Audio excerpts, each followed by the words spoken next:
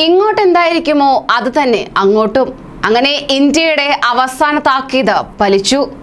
Vaccine certificate പ്രാബല്യത്തിലായി. Covishield അംഗീകരിച്ചു കഴിഞ്ഞു. ഇനി ഗൾഫ് രാഷ്ട്രങ്ങളും അംഗീകരിക്കേണ്ടതായുണ്ട്.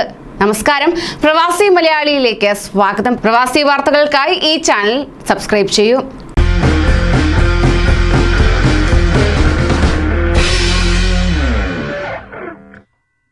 കോവിഷീൽഡും കോവാക്സിനും എടുത്തവർക്ക് യൂറോപ്യൻ യൂണിയൻ രാജ്യങ്ങളിലേക്ക് യാത്ര ചെയ്യാൻ അനുമതി നൽകണമെന്ന് ആവശ്യപ്പെട്ട് ഇന്ത്യ രംഗത്തെത്തിയിരുന്നു.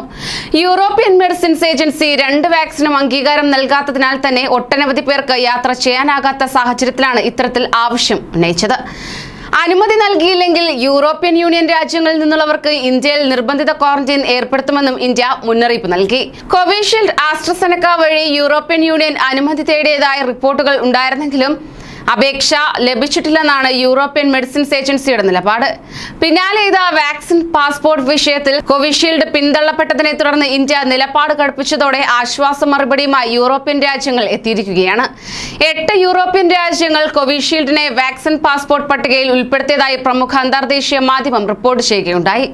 നേരത്തെ കോവിഷീൽഡിനും കോവാക്സിനും അംഗീകാരം നൽകണമെന്ന് യൂറോപ്യൻ യൂണിയൻ അംഗരാജ്യങ്ങളോട് ഇന്ത്യ ഔദ്യോഗികമായി ആവശ്യപ്പെട്ടിരുന്നു.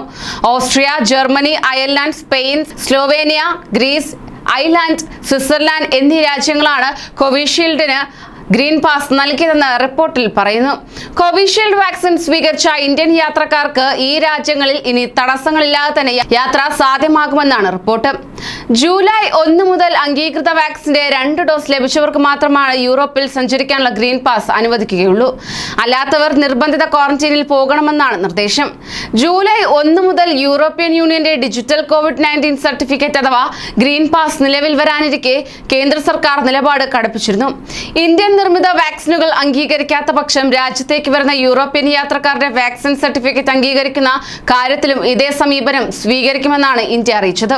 കോവിഷീൽഡ്, കോവാക്സിൻ സർട്ടിഫിക്കറ്റുകൾ യൂറോപ്യൻ യാത്രയ്ക്കായി അംഗീകരിച്ചില്ലെങ്കിൽ ഇന്ത്യയിൽ യൂറോപ്യൻ യൂണിയൻ സർട്ടിഫിക്കറ്റുകൾ അംഗീകരിക്കില്ലെന്നും അവിടെ നിന്ന് ഇന്ത്യയിലെത്തുന്നവർക്ക് നിർബന്ധിത ക്വാറന്റൈൻ നടപ്പാക്കാനുമാണ് കേന്ദ്രം തീരുമാനിച്ചത്.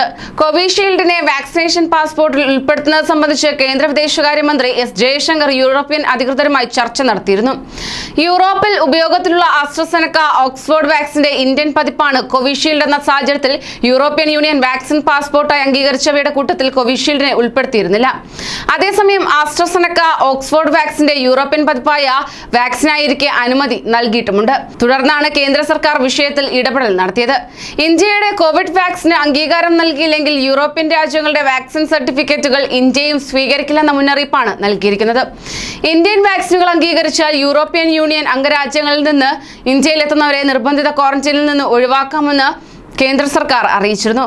Pfizer, Moderna, AstraZeneca, Oxford, Johnson and Johnson എന്നീ കോവിഡ് വാക്സിനുകൾക്കാണ് യൂറോപ്യൻ യൂണിയൻ അംഗീകാരം നൽകിയിട്ടുള്ളത്. മറ്റുള്ളവരുടെ കാര്യത്തിൽ അംഗരാജ്യങ്ങൾക്ക് സ്വന്തം നിലയ്ക്ക് തീരുമാനമെടുക്കാമെന്നാണ് യൂറോപ്യൻ മെഡിക്കൽ ഏജൻസി നിലപാട് വ്യക്തമാക്കിയത്. കൂടുതൽ പ്രവാസി വാർത്തകൾക്കായി ഈ ചാനൽ സബ്സ്ക്രൈബ് ചെയ്യൂ.